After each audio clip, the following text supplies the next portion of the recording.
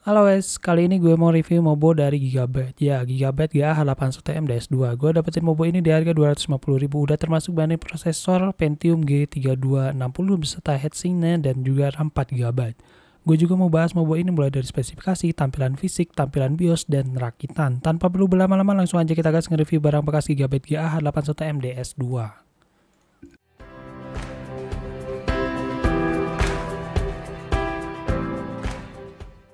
Oke, dan sekarang kita langsung masuk aja ke spesifikasi dari motherboard Gigabyte H81M DS2. Pertama di sini dia memiliki form factor micro ATX 22,6 x 17 cm. Kemudian dia memiliki soket 1150 atau cocok untuk Intel generasi keempat. Dia memiliki DDR3 RAM, kemudian dia memiliki di soket belakangnya, di port belakangnya itu PS2 keyboard dan mouse. Kemudian ada stereo port, ada desktop port atau VGA, kemudian ada 2 USB 2.0, 2 USB 3.0 dan juga satu RJ45 LAN port dan 3 audio jack LAN in, LAN out dan juga mikrofon. Kemudian memiliki 2 port USB 2.0 header ini buat dicolokkan ke casing. Kemudian dia memiliki 2 SATA 3 konektor 3 Gbps, yang ini yang black ya, yang warnanya hitam yang di sini yang di sampingnya. Kemudian yang warnanya putih ini 6 Gbps. Kemudian dia memiliki front audio header dan juga front panel header. Front audio ini buat colokan ke casing. Dan juga di bawahnya ada CPU fan connector, ini buat heatsink. Kemudian sistem chassis fan connector ini buat tambahan sebagai fan 12 cm atau 8 cm menyesuaikan casing. Kemudian di sini dia memiliki internal speaker connector. Ini biasanya digunakan untuk speaker tambahan atau buzzer yang ditambahan seperti bunyi beep kayak gitu ya. Kemudian dia memiliki satu PCI Express 6 garis slot X16 slot ini buat VGA, kemudian 2 kali PCI Express X1 slot ini buat tambahan seperti LAN card, audio card atau USB card. Next, dari Gigabyte H81M DS2 support Gen 4 tentunya, Ether Gen 4 dari 4130T sampai 4370, kemudian A5 Gen 4 4430S sampai 4690 dan i7 Gen 4 4765T sampai 4790. Kemudian untuk Pentium G dia support dari G3220 sampai G3470 dan Celeron G1820 sampai G1850, kemudian Intel Xeon i3-1220V3 dan juga i3-1286V3. Untuk lebih lengkapnya lagi nanti gue sertakan link untuk cek dukungan prosesor dari GA81M DS2 ini dari Gigabyte-nya langsung ya. Untuk linknya nanti di kolom deskripsi. Kemudian dia support integrated graphic prosesor tanpa VGA eksternal pun dia bisa menjalankan atau menampilkan displaynya. Kemudian support dual channel up to 16 GB dengan speed 1600 MHz dan juga 1333 MHz. Dan berikut adalah tampilan dari motherboard Gigabyte GA81M DS2. Pertama tentunya kita lihat terlebih dahulu di sebelah kiri atas ini terdapat colokan 1x4 pin ya. Dan kemudian kalau misalkan kita geser ke tengah, ini ada soket untuk prosesor H81 atau Intel generasi keempat. Kemudian di sebelah kanannya ini terdapat CPU fan atau heatsink fan, dan ini ada slot RAM 2 kali DDR3, dan ini ada slot 1 kali 24 pin yang dimana ini berfungsi buat nyalurin power dari power supply. Di bawahnya ada colokan kabel SATA, ini ada SATA 3 dan SATA 2 ya, yang putih ini SATA 3, yang hitam ini SATA 2. Kemudian kalau kita geser ke tengah, nah di sini cuman ada colokan CMOS, ada baterai CMOS doang, dan ada 1 kali 16 pin ini soket buat PCIe untuk VGA, dan 1 kali 1 ini buat tambahan seperti USB extender, LAN extender gitu, atau sound card. Kemudian di bawahnya di sini ada F audio, front panel audio, dan di bawahnya ini ada sistem fan sebagai fan tambahan. Kemudian ini ada double USB header, ini buat colokan ke casing. Dan ini ada front panel. Berikut di bawahnya ini termasuk dokumentari ya, atau bantuannya juga ya, buat nyolokin front panel, powernya kemana, filletnya kemana, highlight kemana, resetnya kemana. Di sebelah kanannya untuk speaker. Dan ini ada tampilan dari motherboard GA81M guys. Cukup simpel. Kemudian untuk soketnya ini terdapat paling atas ini port PS2. Di bawahnya ini ada parallel port dan juga VGA, juga serial port. Kemudian ini ada USB 3 ya, ini ada 2 USB 3 dan 2 USB 2. Kemudian di atas USB 2 yang warna hitam ini ada colokan untuk LAN untuk mengkoneksikan ke internet, dan kemudian di bawahnya ini ada colokan untuk audio line in, line out, dan juga mikrofon. Oke guys, dan berikut adalah tampilan BIOS dari motherboard H81M DS2 ya. Kalian bisa cek ini di BIOS ini ada apa aja.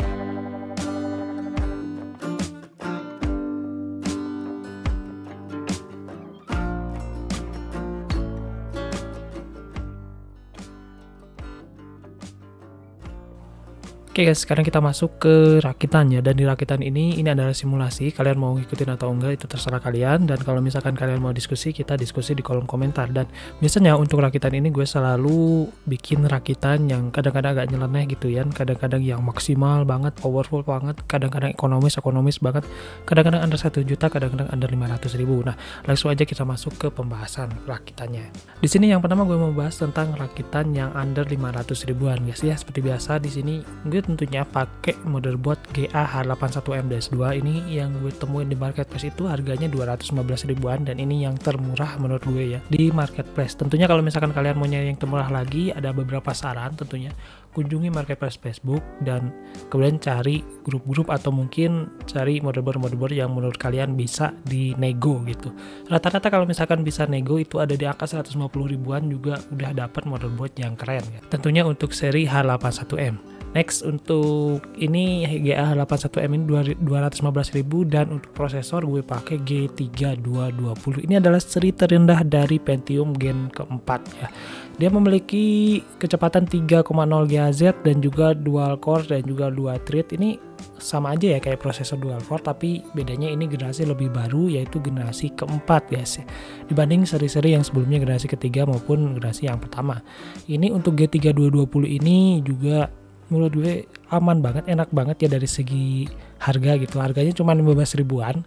Ini nggak gue temuin yang paling murah dan paling ya menurut gue pasti ada yang di harga 10 ribuan gitu. Kalian tinggal cari-cari aja, tapi gue temuin yang paling murah itu di harga 15 ribuan.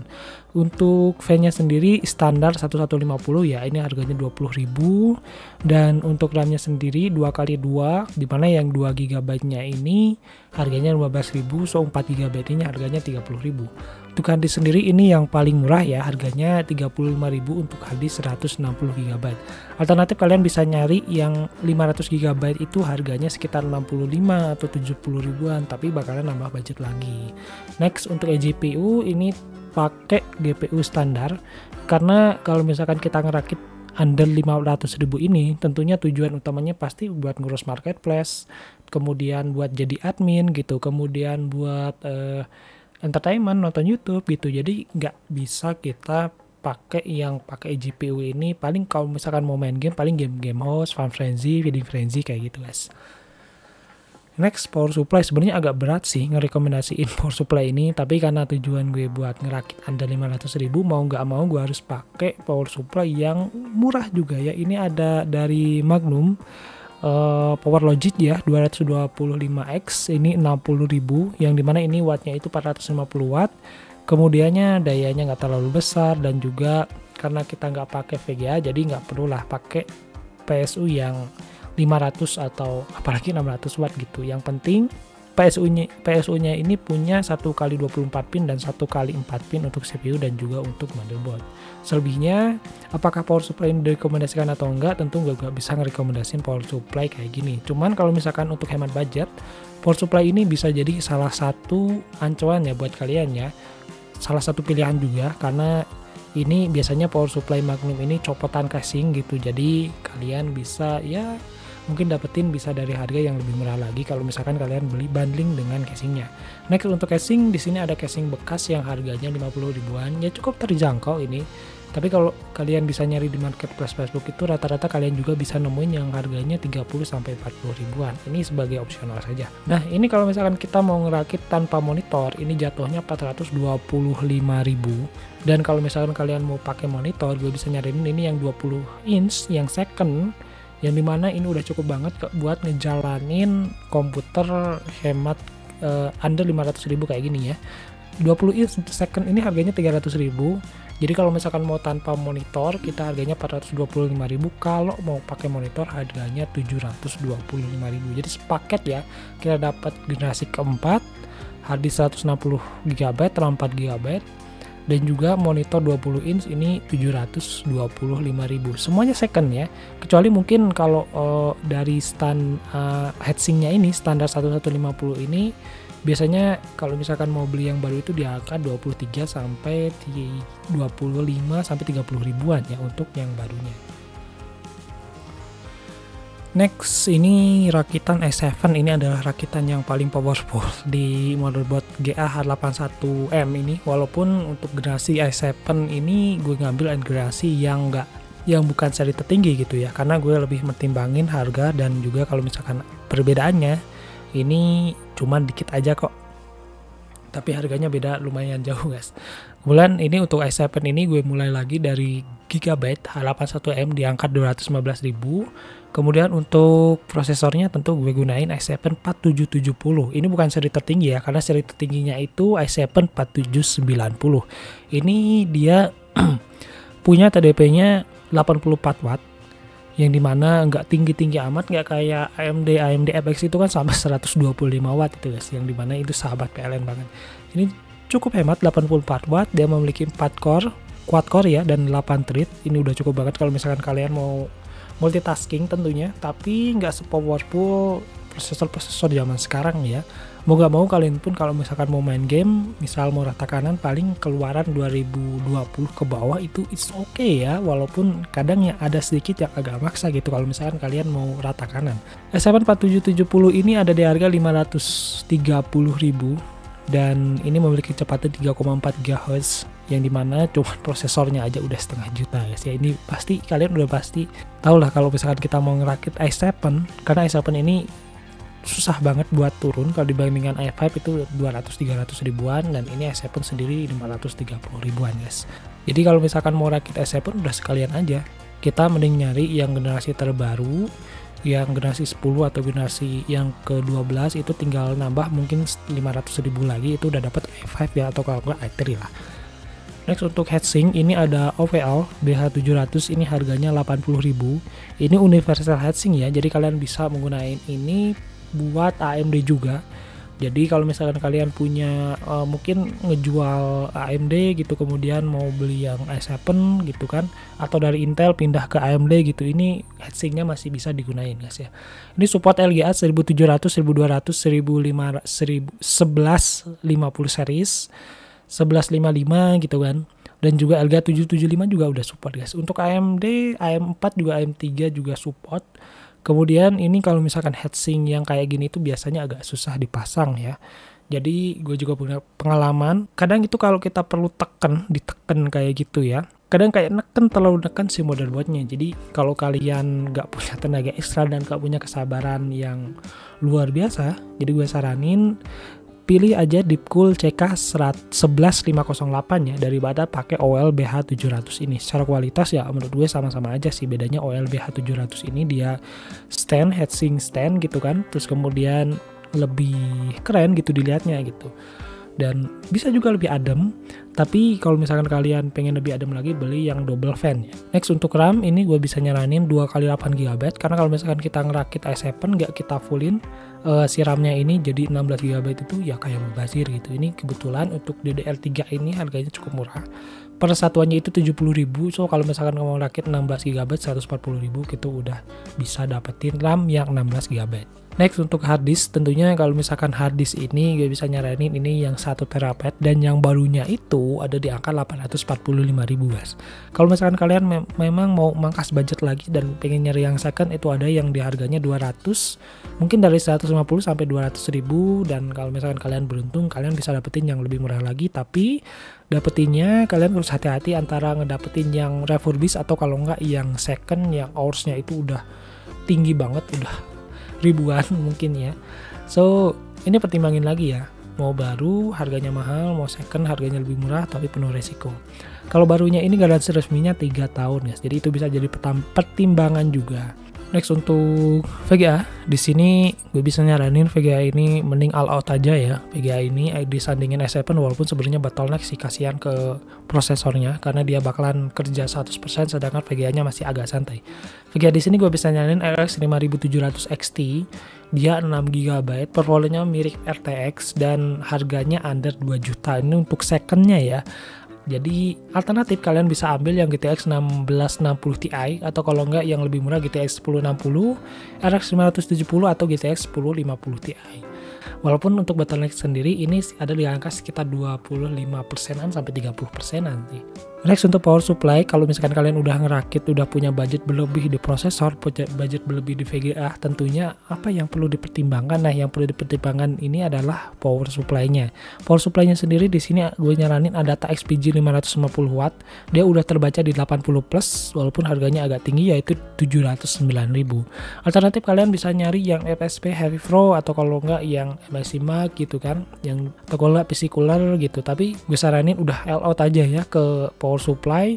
Syukur-syukur kalau misalkan kalian bisa ngedapetin yang gold atau kalau enggak ya minimal yang silver lah ya kalau misalkan punya budget lebih. Next untuk SSD, gue juga nyaranin ini SSD-nya yang 512GB. Ini di 512GB ini gue temuin mungkin yang paling murah ya. Kalau misalkan kalian nemuin yang paling murah lagi bisa tinggalkan di kolom komentar produk apa itu. Gue bakalan lihat dan gue bakalan cek dan bakalan jadi referensi untuk review rakitan gue yang selanjutnya. Kemudian untuk casingnya Hyperion Fortress 310, ini harganya 265.000. Dia itu punya frontnya itu punya airflow yang menurut gue cukup bagus ya, di harga yang under 300 ribuan. Airflow-nya itu dia memiliki, depannya itu ada 3 kipas 12 cm diameternya, kemudian di belakangnya itu ada kipas 1 kali 12 cm dan di bawahnya itu 2 kali 12 cm. Jadi kalian bisa outtake-nya itu ke bawah dan ke belakang. Jadi intake-nya dari depan atau kalau enggak dari intake-nya itu dari belakang, outtake-nya dari bawah dan dari depan gitu. Ya, sesuaikan aja ya. Kemudian ini kalau misalkan kita mau ngerakit total ini tanpa monitor, totalnya itu 5.024.000 dan kalau kita misalkan mau pakai monitor ini gue bisa nyaranin LG 24M H500. Ini harganya 1.240.000, dia udah 24 inch, 100 Hz, IPS, garansi 3 tahun, spare part dan service. Ini kalian bisa lirik juga ya, mungkin dari Xiaomi gitu kan. Itu juga gue sering nyaranin dari Xiaomi atau kalau enggak dari Lenovo juga oke. Okay.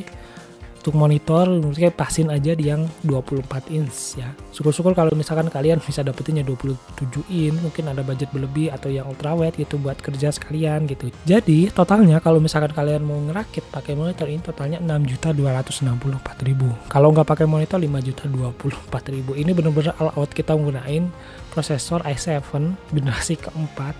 Dan semuanya gue mentokin ya, dari mulai RAM ini 16GB, kemudian ini harddisknya juga 1 TB yang baru, SSD lagi 512GB karena si motherboard ini belum support NVMe, jadi gue terpaksa nyaranin SSD yang SATA guys.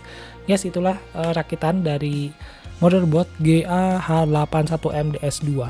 Mungkin pertama gue ngerakit yang hemat itu yang under 500.000 dan juga sekarang yang powerful, super powerful i7 gitu kan. Yang ini sampai 6 jutaan plus monitor. So kalau misalkan kalian punya referensi atau mungkin ya kalian ingin membahas tentang rakitan menggunakan motherboard H81 khususnya ya, mau merek yang lain juga is okay, kalian bisa tinggalkan di kolom komentar. Nanti gue juga bisa nyaranin SSD yang pas mungkin, prosesor yang pas mungkin, dan kalau misalkan kalian punya budget sebutin aja di kolom komentar ya, nanti kita bahas bareng-bareng. Dan ya sekali lagi ini hanya simulasi aja guys ya, siapa tahu kalian pengen ngerakit sekian juta gitu kan, dan kemudian nonton video ini, kemudian kalian punya budget berlebih dan kemudian ngerakit langsung gitu, is okay gitu kan. Kalau misalkan kalian punya komentar sendiri ya tinggal aja ke kolom komentar gitu. Guys, makasih banget yang udah nonton, dan jangan lupa like dan subscribe biar gak ketinggalan video-video yang gue upload setiap harinya.